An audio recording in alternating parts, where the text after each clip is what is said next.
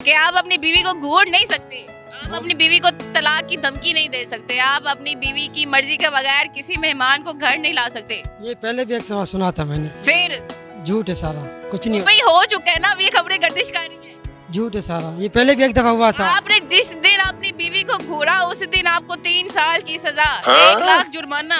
मैंने तो कल डांटा है फोन पे इसको। सुन ले इसने अपनी बीवी को घूरा उसको 3 साल की सजा है। मैंने तो कल डांटा है फोन पे इसको। उसको कल डांटा है जी। अभी बेगम को उस खबर का पता नहीं ना चला।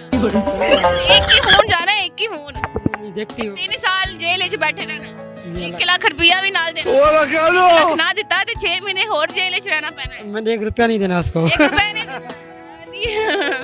तो मैंने कल ही डांटा। आज जाके फिर कुटना उन्हों। वो बलूचिस्तान बैठी है, मैं लाहौर में कैसे जब जाऊंगा तो पता चलेगा। अच्छा डांटा क्यों है बीवी को?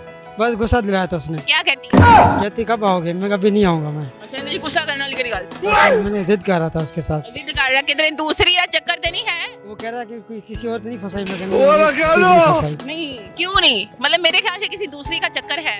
नहीं था, छोड़ दिया था, छोड़ दिया उसकी आपके नहीं कानून की वजह से नहीं। वो शादी कर गई, उसकी शादी हो गई। अच्छा उसकी शादी होगी, उसने छोड़ा, तुमने क्या छोड़ना उसको? कहता है उसको छोड़ दिया है, उसकी तो शादी हो गई है।